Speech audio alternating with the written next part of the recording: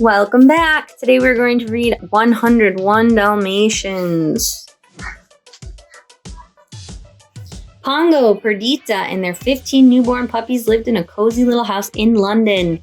Their humans, Roger and Anita, lived there too. They all got along splendidly and very happy. Then one day the doorbell rang and in came Cruella de Vil, Anita's old friend from school. 15 puppies! Cruella cried. How marvelous! Just name your price, dear. Oh, Cruella, Anita said with a gasp.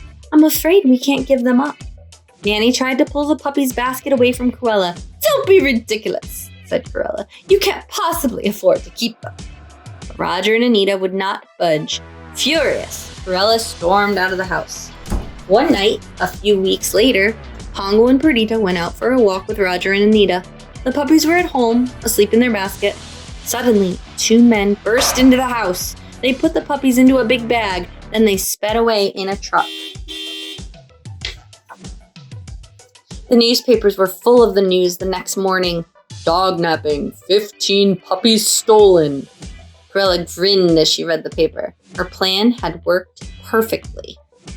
The next evening, Pongo and Perdita went on another walk with Roger and Anita. Together they barked long and loud to spread the sad news about the dog napping. They wanted all the dogs of London to be on the lookout for their puppies.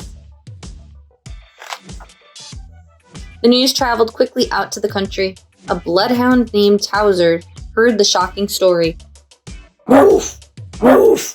He barked, trying to reach the colonel, an old English sheepdog that lived nearby. The colonel heard the message. His friend Sergeant Tibbs, the cat, said he had recently heard puppies barking at the old DeVille place. So they went to investigate.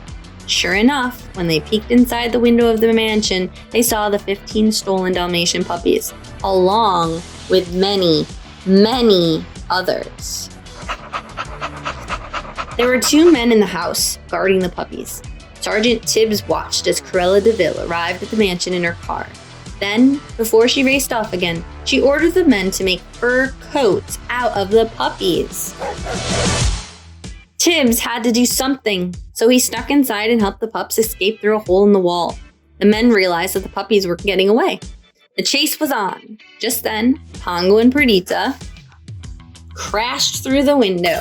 They had found their way to the DeVille mansion with the help of many friends. They fought off the men and got away safely. Outside, the dogs thanked the colonel and Tibbs, and then headed for London.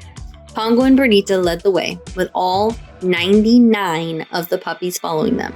They walked down a frozen river for as long as they could so they wouldn't leave any paw prints behind. But they didn't throw Cruella off their trail. Here are their tracks, heading straight for the village, she cried. She ordered her men to take the side roads while she took the main road to the village. A kind black Labrador in the village had found a ride home for the Dalmatians inside a moving van. As the dogs waited in a shed for the van to be ready, Cruella's car pulled up outside. How would they escape now? Pongo had a plan. He, Perdita, and the puppies rolled around in a pile of soot. Soon they all looked like black Labradors. Then they crept outside and got into the van. The disguises were working. Cruella didn't even look their way until some snow fell on one of the pups and washed the soot off. There they go! Shouted Cruella. As the van pulled away, Cruella chased after it in her car. So did her two henchmen in their truck. They tried to force the van off the road, but instead, the henchmen crashed into Cruella's car. The three villains tumbled off the road and into a snowbank. Finally, the dogs made it home to London. Roger and Anita were so happy to see them safe and sound.